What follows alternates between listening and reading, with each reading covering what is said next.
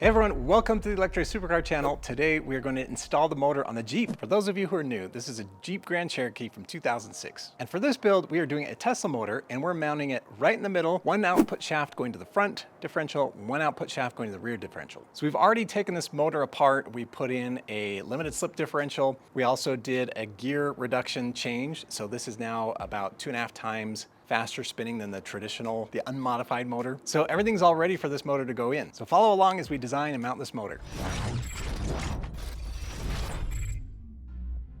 So we did a scan and this is the underside of the Jeep. You can see the transmission tunnel, the engine was up here, back there's a spare tire. So as planned, we wanted to put the Tesla motor from a Model S in the center. This way we could have one output shaft going towards the front and drive the front differential and have the other output shaft pointing towards the rear differential. So I tried to put this in line as much as possible with the existing drive shafts. However, the transfer case has a 10-inch offset between the two axles. So we kind of split the difference. Each axle will be on a slight angle. I am working with a drive shaft shop and they said this should be fine. So we tried to tuck it up as much as we could.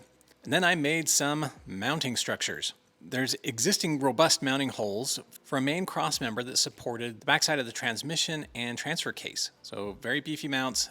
So I used those same mounting holes to create my structure. You can see from this main cross beam that I picked up the two main motor mounts. The third motor mount being on the backside, it will utilize one of the bolt hole locations for the gas tank. You see it tucks up relatively nicely, and it is still not the lowest part, meaning anything that can clear the rear differential will also clear this motor mount.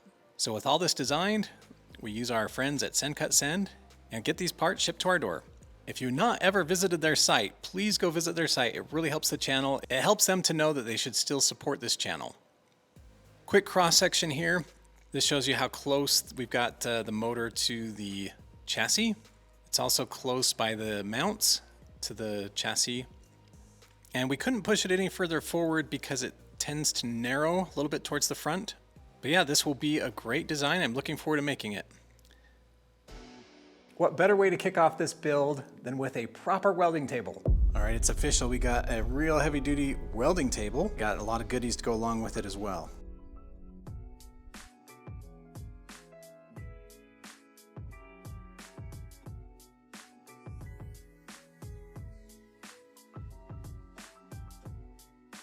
All right, we have it all assembled now. It is beautiful. Let's take off some of this paper.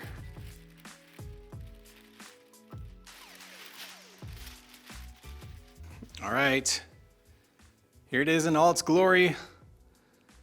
Got a couple cool things. It's got a tray underneath kind of for storage. A couple other storage trays here. So it's got these, call them dust trays or something, debris trays. So again, once you've welded and stuff, things go down the hole. You can just congregate here and sweep it all out. So I did get a few fixtures with this table, so I'll get those out as well, but then it's time to start welding. All right, here are all the fixtures that I got.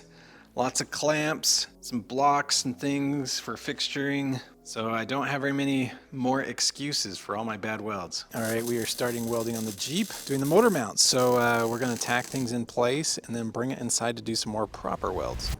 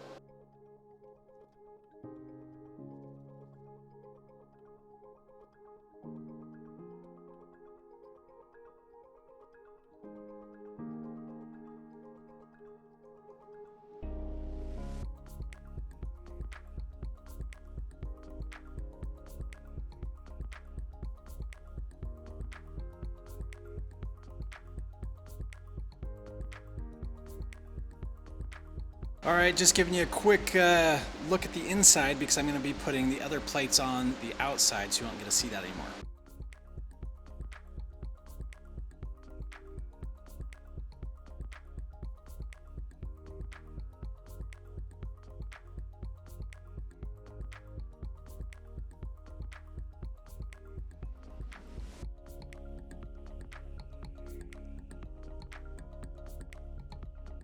All right, I got this side. This will be kind of the road-facing side, all welded up. Got my fume extractor working.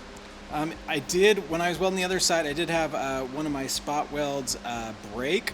So basically reinforced it with a lot of different clamps, make sure things stayed flat and tight against the table, and then welded the other side here. So we'll let this cool and then do the other side. All right, I believe we've got this main cross member all welded up.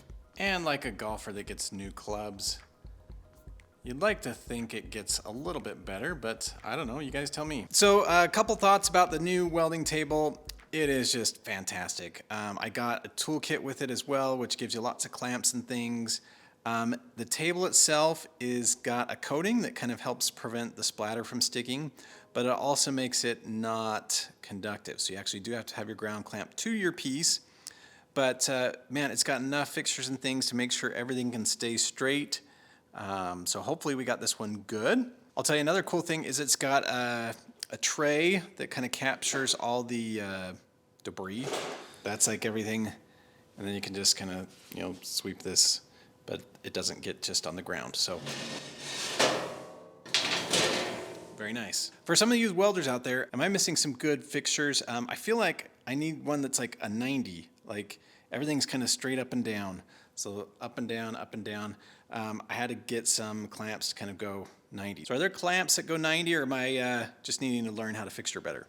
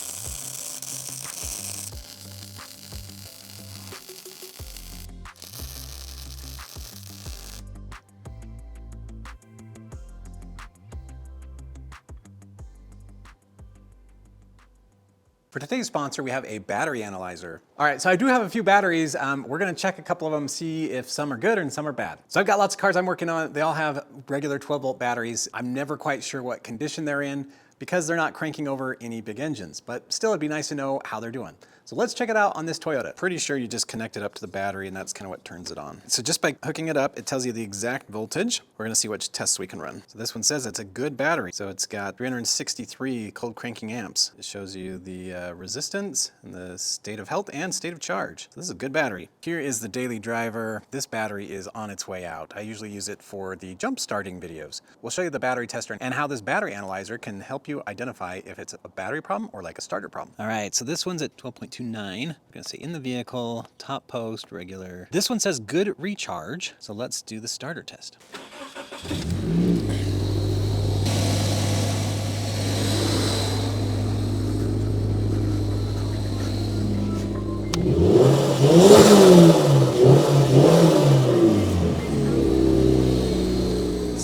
cranking and the time it took to crank. It's the battery resistance, state of health, state of charge. It says it's a good battery. All right, you saw this in action with the daily driver. I thought the battery was maybe a little on the low side, but this confirmed it's actually pretty good. You also saw the range of tests it does. So it takes the battery at, I'll call it like a starting position. It cranks the engine, tests it there. It has you put load on it like headlights, AC, the blower, things like that. Tests it again, it asks you to rev it. It tests all your battery health and the ability for it to charge. So like things like your alternator. This battery analyzer can do both 12 volt and 24 volt batteries. It can do a state of charge test, a state of health test, a resistance test, a charging test, a voltage test, a cranking test, a starter test, and it also can check your alternator. I think something like this is great to have in your garage. You can always check your batteries, make sure things are good to go like before you go on a trip, or if you're having trouble starting, it's nice to know if it's your battery or maybe something else. So if you're interested in something like this, I'll leave a link in the video description below. All right, so we've got the main kind of brace across. We've also got this one motor mount welded up. So now, to make sure we've got the exact spacing we need for the other motor mount on this side, we're actually going to put it on the motor itself. I think it's going to be easiest though if the motor's flipped upside down. Okay, so I flipped the motor upside down. So I'm going to go ahead and put the frame that I made on it. The one mount that I made will go to this one, and then I just got to figure out exactly where we want the other one to go.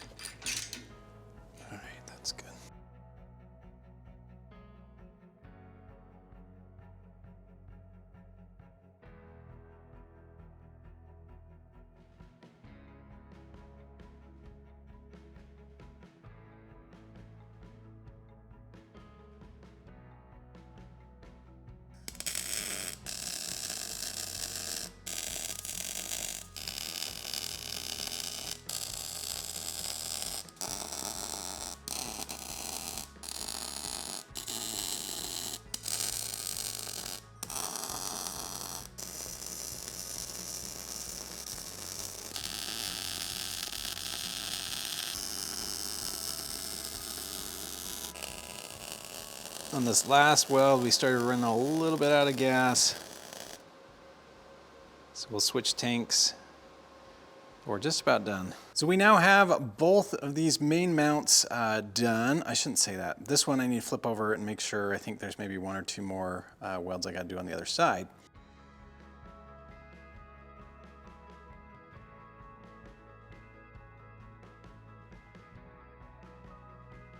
All right, it's cleaned up. So next is we want to fit it in the Jeep. So we'll bolt it in underneath. We'll bring the motor over, lift it up, bolt that in. And we've got one more mount to make for kind of that left side. And so we've got some more steel and things there.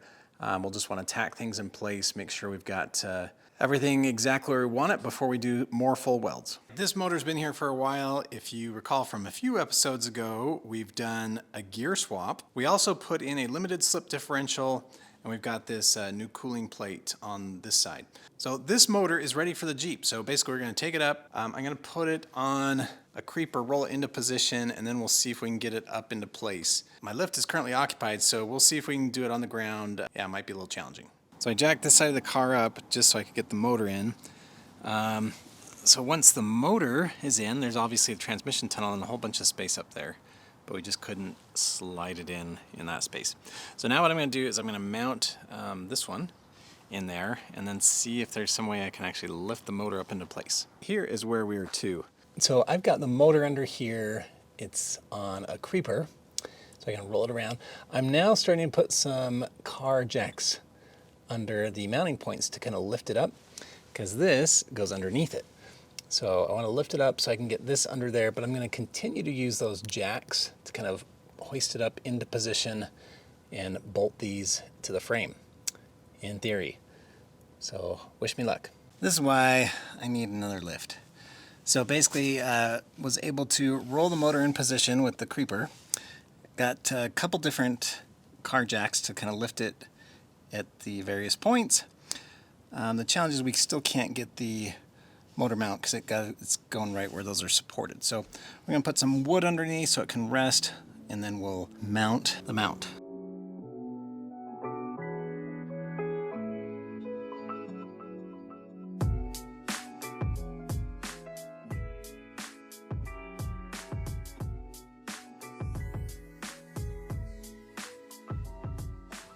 Too much crawling around on the ground. The other thing is I'm getting a lot of help. So I've got the cross member mounted to the motor now. I just now need to line up these kind of with the holes up there. So it needs to come towards me a bunch and maybe forward a bunch. So I've got my floor jack and try and get it under here so that way it can kind of roll a little bit as well.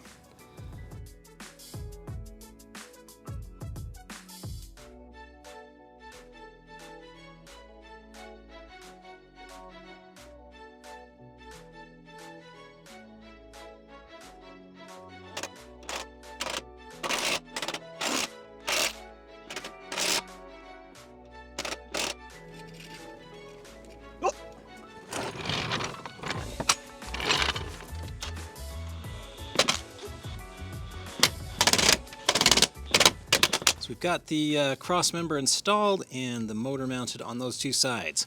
This is just held up by a jack stand. Again, most of the weight's held there, but we do have a third mount, and I wanted to make sure that it's in all the right places and stuff. So we're gonna get all those pieces and probably tack them together here under the car. I tell you, I've been spoiled by the garage and the lift.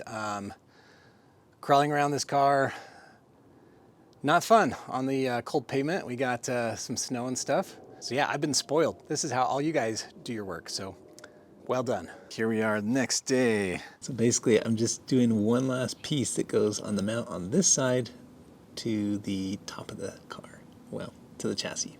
All right, we are tight quarters here. So we've got room up here, but basically about as far as we could go, because this is pretty close on this side. Then we pushed it as far forward as we can go because this kind of starts to narrow in up here. All right, so basically this is the point we're going to use. This was, it's like an M12 and it was to support the gas tank. So it's pretty heavy duty.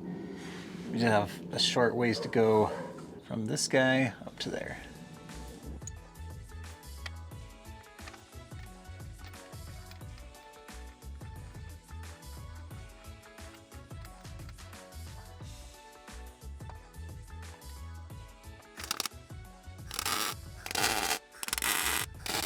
All right, so I've got this roughly tacked into place. I'm gonna take it over to the welding table so we can do a better job welding. I did try to get a lot of the heat out just with the damp cloth, but yeah, just try and help things not warp quite as much. If you guys have better ways than just to be patient to kind of get the heat out and prevent warping, let me know. Here is this one all welded up. It's small and it's at weird angles, so it's not really conducive to clamping, but yeah, I've got some decent welds. So this end piece I need to grind flat, so I'll get out the flap disc and angle grinder.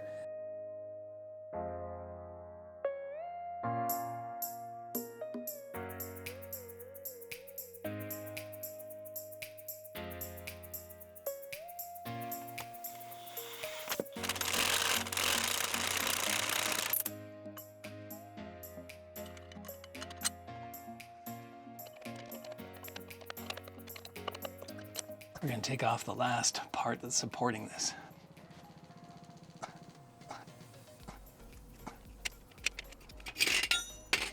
Ta-da!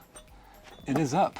All right, so we took off all the supports so the motor is mounted. So with that being said, basically now I got to take these mounts down and get them painted.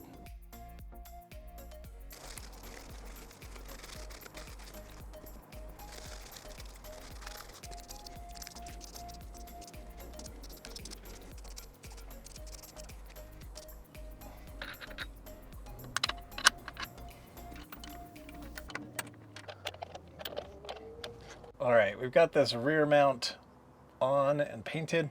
So I'm gonna put a jack underneath the front and take the front off and get it painted.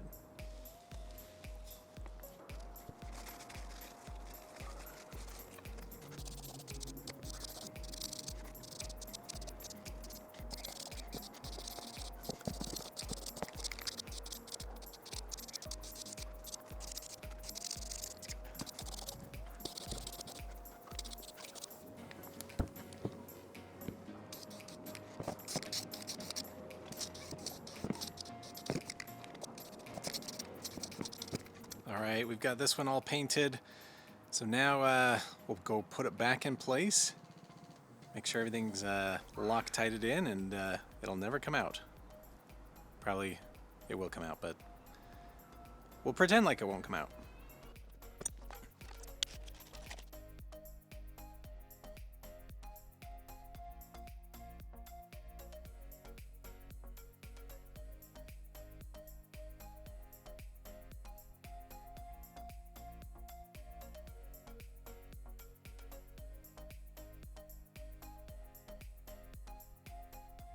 So we are all in now. It's got basically the 4 bolts on that side holding it to the frame.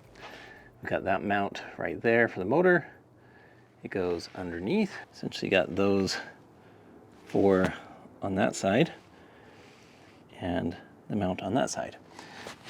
And then on this side, we've got this mount. Oh, it looks like I need to put the nut on, but that one's all ready as well. It is all done. Yeah, I am grateful for a lift because got kind of sore doing all this. It's definitely not as easy, but got this one all installed on the driveway. So I know somebody's gonna ask, but basically the low point is not this motor mount. It is actually the rear differential. So basically anything that the rear differential can clear, the motor mount can clear. I also thought it might be better to have, I'll call it a steel bar in between that and the motor. Just so if you do hit something, it's not the motor, but just the support frame. So I'll do a quick measurement. So pretty dang close to 9 inches. The back here. The back is right. The back is like 8 1/4. So that's kind of the clearance we got. We got the motor mounted. So this one is getting so close. We have to get some custom drive shafts to go to the front differential as well as the rear differential. And we also have to do like the battery box, you know, just minor details. But thank you so much for watching. See you next time.